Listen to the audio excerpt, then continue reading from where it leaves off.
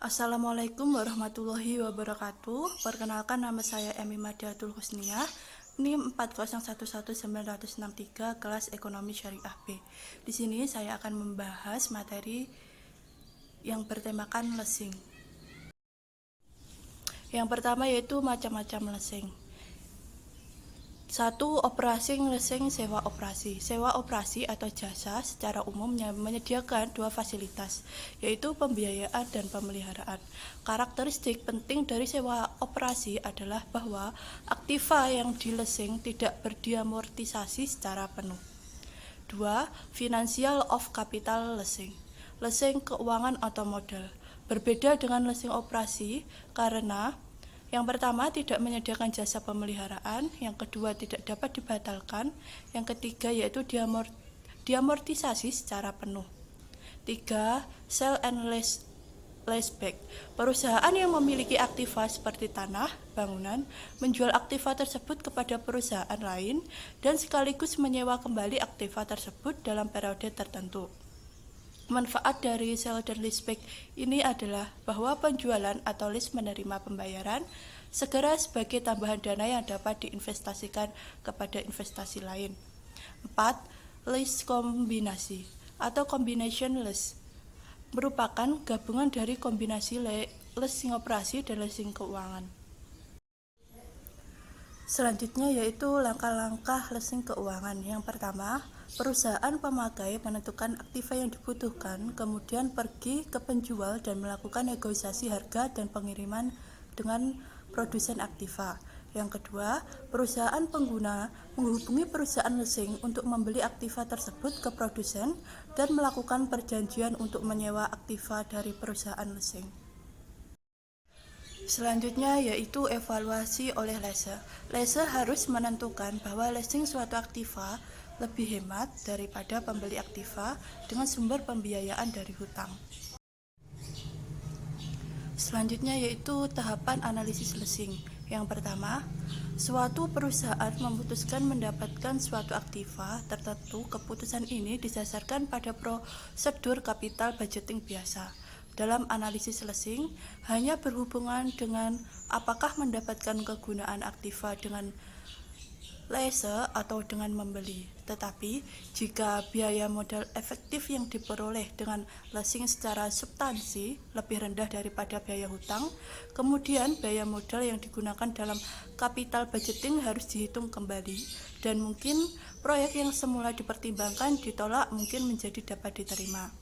Yang kedua yaitu sekali perusahaan setelah memutuskan untuk memanfaatkan aktiva tersebut, pertanyaan berikutnya adalah bagaimana membiayai perusahaan-perusahaan yang sudah berjalan dan tidak mempunyai kelebihan uang tunai, maka modal untuk membiayai aktiva baru harus diperoleh dari berbagai sumber. Yang ketiga yaitu dana untuk membeli aktiva tersebut dapat diperoleh dengan meminjam, dengan menyediakan laba ditahan, atau dengan menjual saham baru. Alternatif lain adalah bahwa aktiva tersebut dapat lease sebab dari kapitalisasi premi lease, leasing normalnya mempunyai dampak struktur modal sama seperti hutang. Selanjutnya yaitu analisis leasing versus pinjaman. Yang pertama yaitu estimasi aliran kas berkaitan dengan meminjam dan membeli aktiva tersebut, yaitu aliran kas yang berkaitan pembayaran hutang. Yang kedua yaitu estimasi aliran kas berkaitan dengan leasing aktiva tersebut. Yang ketiga, membandingkan dua metode pembiayaan untuk menentukan metode yang mempunyai biaya lebih rendah. Berikut adalah aliran kas jika meminjam dana dari bank dan membeli aktiva tersebut. Untuk membandingkan aliran kas biaya dari membeli dan leasing, kedua aliran kas harus diperbandingkan dengan basis nilai sekarang. Tingkat diskonto yang digunakan adalah biaya hutang setelah pajak. Untuk PT ABJ adalah 10%, dikali 1 dikurangi 0,4 sama dengan 6%, sehingga diperoleh nilai sekarang atas biaya membeli adalah Rp 60 juta. Karena leasing mempunyai nilai sekarang dari biaya lebih rendah, perusahaan seharusnya melakukan leasing terhadap aktiva tersebut. Selanjutnya yaitu analisis net present value. Net present value adalah hasil perhitungan selisih antara pemasukan dan pengeluaran.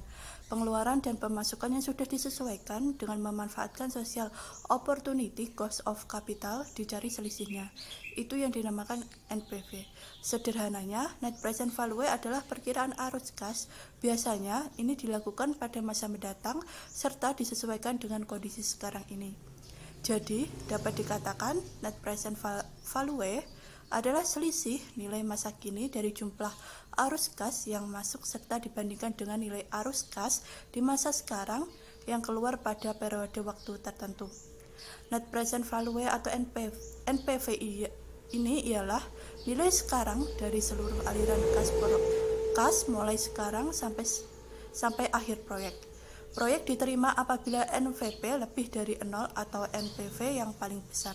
Kelebihan dari NPV adalah memperhitungkan nilai uang karena faktor waktu sehingga lebih realistis terhadap perubahan harga. Memperhitungkan arus kas selama usia ekonomis investasi dan memperhitungkan adanya nilai sisa investasi.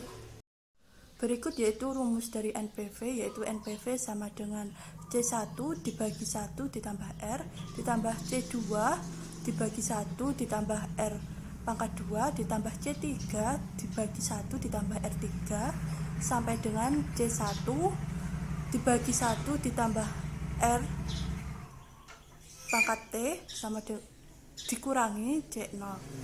Keterangannya yaitu NPV net present value dalam rupiah, CT arus kas per tahun pada periode T, C0 nilai investasi awal pada tahun ke-0 dalam rupiah, R suku bunga atau diskon dalam persen. Selanjutnya yaitu evaluasi oleh lessor. Lessor sebagai pihak yang menyediakan dana juga harus melakukan analisis terhadap proposal leasing. Analisis lessor tersebut menyangkut yang pertama yaitu penetapan aliran kas keluar bersih yang biasanya merupakan harga aktiva yang dilesingkan dikurangi pembayaran leasing di muka. Yang kedua, penentuan aliran kas masuk periodik yang terdiri dari pembayaran leasing dikurangi pajak pendapatan dan setiap biaya pemeliharaan yang harus ditanggung lessor. Yang ketiga yaitu perkiraan nilai sisa setelah pajak atas properti saat leasing berakhir. Yang keempat yaitu penentuan apakah tingkat hasil atas leasing melebihi biaya modal lessor tersebut atau apakah NPV dari leasing lebih besar dari 0. Terima kasih semuanya. Apabila ada kurang lebihnya saya mohon maaf. Akhiron wassalamualaikum warahmatullahi wabarakatuh.